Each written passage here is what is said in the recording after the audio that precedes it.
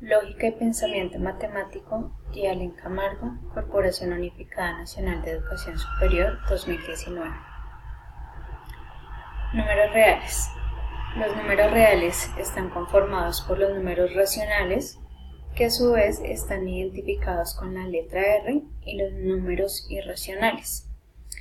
Dentro de los racionales encontramos los enteros, y dentro de los enteros encontramos los números naturales, que son aquellos que representan sumar, tener, estar por encima de, y están representados a la derecha de la recta real.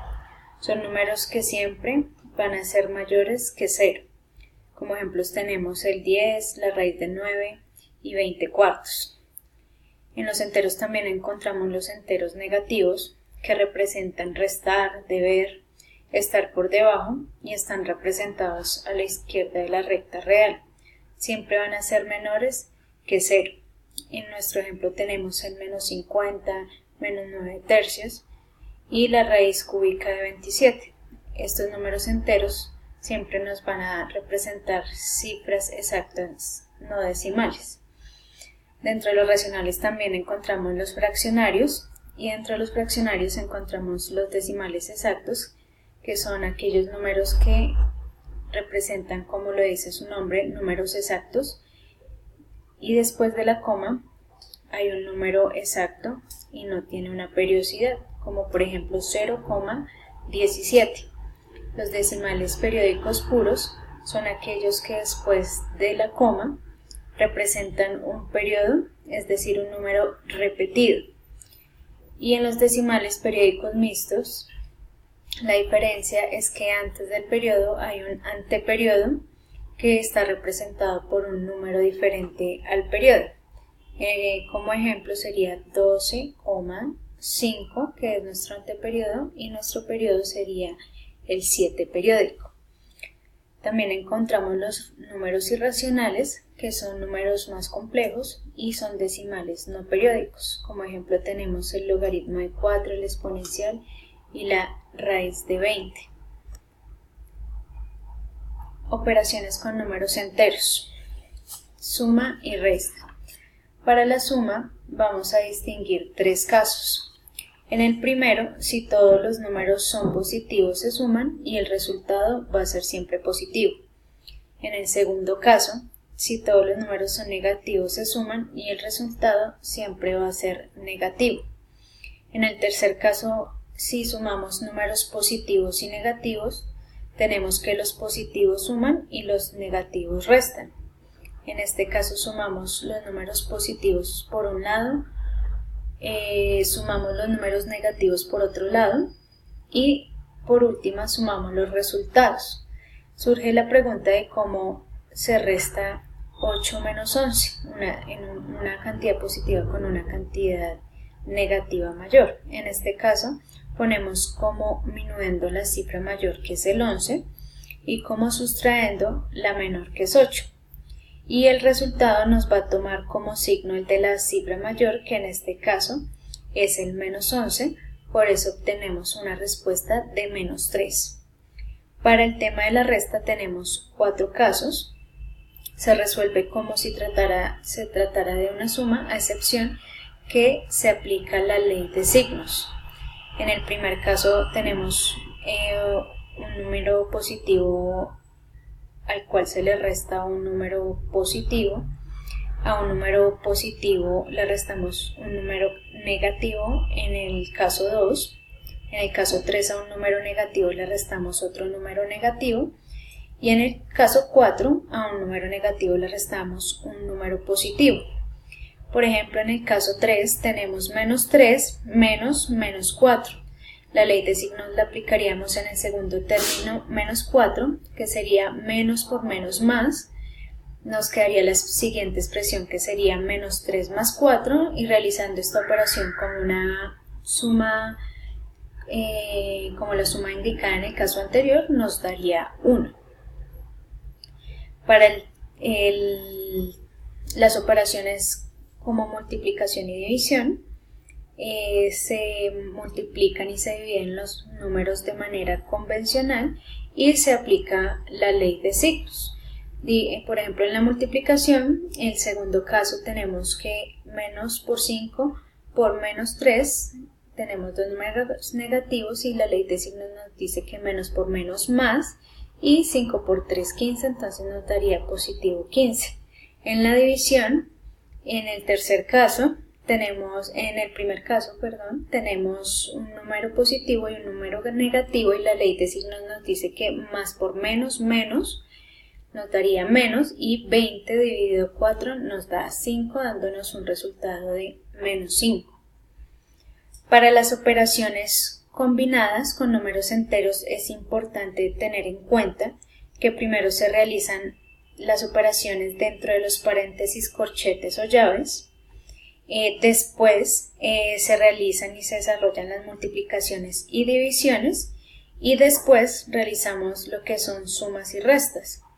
Es importante tener en cuenta que cuando dos operaciones tienen la misma importancia, se realizan de izquierda a derecha y la que nos encontremos primero. Entonces, en el caso expuesto en la parte derecha, tenemos que primero resolvimos las operaciones que están dentro del paréntesis, posteriormente realizamos nuestras sumas y restas y nuestras multiplicaciones y divisiones, dándonos un resultado de menos 38.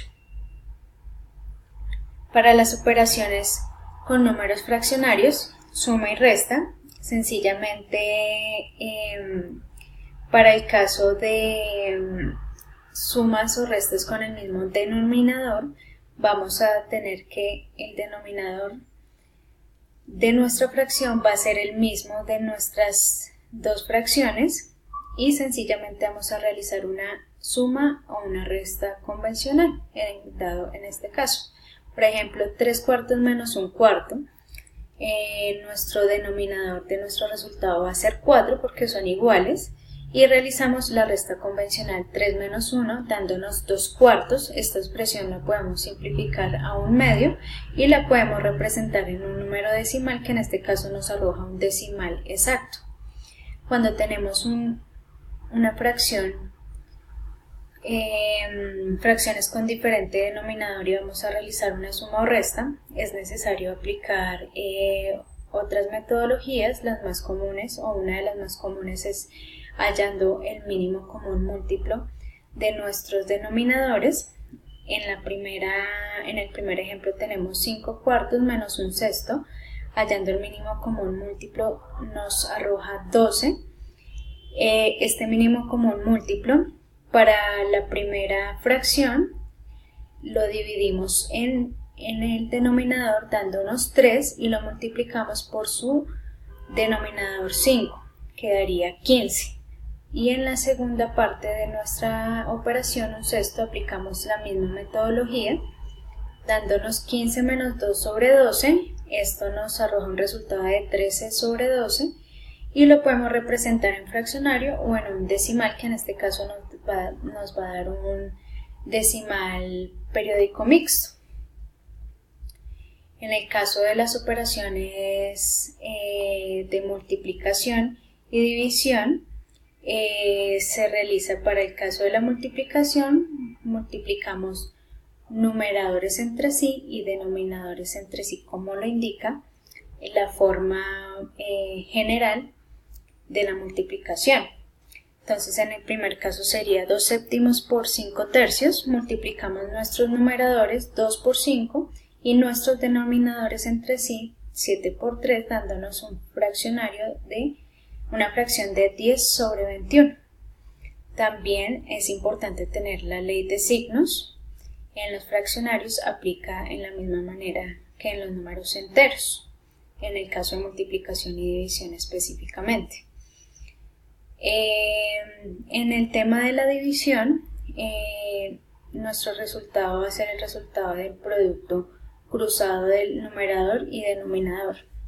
En este caso se toma el numerador de la primera fracción y el denominador de la segunda fracción, y para el caso de nuestro resultado del denominador tomamos el denominador de la primera fracción y el numerador de nuestra segunda fracción. Por eso nos queda 2 por 3 y 7 por 5, que es el producto cruzado.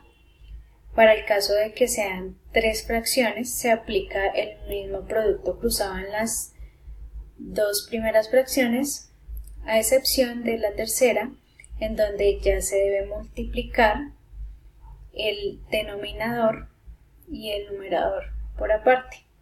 En este caso nos arroja un resultado de 5 medios esta operación.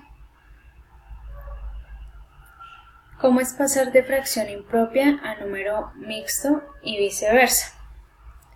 Es importante tener en cuenta primero el concepto de fracción impropia, ya que a partir de esto podemos aplicar esta metodología. Para fracción impropia tenemos que es aquella que tiene un numerador mayor o igual que el denominador, y una fracción impropia siempre es 1 o es mayor que 1. En nuestro ejemplo tenemos 25 cuartos. Vamos a realizar una división convencional en donde nos arroja que 25 dividido 4 nos da un cociente de 6, un resto de 1 y un divisor de 4, y se va a organizar de la forma en que se indica en la fórmula de colores. El cociente va a representarnos la parte entera de la fracción, el resto, nuestro numerador, y el divisor, nuestro denominador, haciéndola una fracción mixta. Para pasar nuestro número mixto a fracción impropia, solo basta con multiplicar el denominador de esta fracción mixta con la parte entera y sumarle el numerador de la fracción impropia, de la fracción mixta. Y nuestro denominador en nuestro resultado va a ser el mismo de la parte decimal de nuestro número mixto. En el primer caso tenemos que 3 por 3 más 1 sobre 3 nos va a dar una fracción impropia de 10 sobre 3.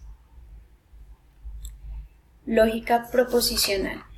Para la lógica proposicional tenemos primero las proposiciones simples, que también son llamadas atómicas, y son proposiciones que ya no pueden descomponerse en dos expresiones que sean proposiciones. En este caso, consta de un solo sujeto y un predicado. Tenemos como ejemplo la ballena roja, la raíz cuadrada de 16 es 4, Gustavo es alto, Teresa va a la escuela. En el caso de las proposiciones compuestas o también llamadas moleculares, estas poseen dos o más proposiciones simples y aparecen las partículas gramaticales como no, o, y, entonces, sí y solo sí. Ejemplo tenemos Gustavo no es alto, Teresa va a la escuela o María es inteligente, el 1 es el primer número primo y es mayor que 0. Si Yolanda es estudiosa, entonces pasará el examen y terminaré rápido, sí y solo sí me doy prisa. Los conectores lógicos. Los conectores lógicos son símbolos o palabras que se utilizan para conectar dos proposiciones simples, de modo que el valor de verdad de la fórmula compuesta va a depender del valor de verdad de las fórmulas que la componen. Normalmente se simbolizan con letras mayúsculas. El conectivo no va a ser la negación, la o, el conectivo o la disyunción, el conectivo y la conjunción, el sí entonces el condicional y el sí y solo sí el bicondicional. Y cada uno de estos conectivos va a estar representado de manera simbólica, como se indica en la segunda tabla de esta presentación.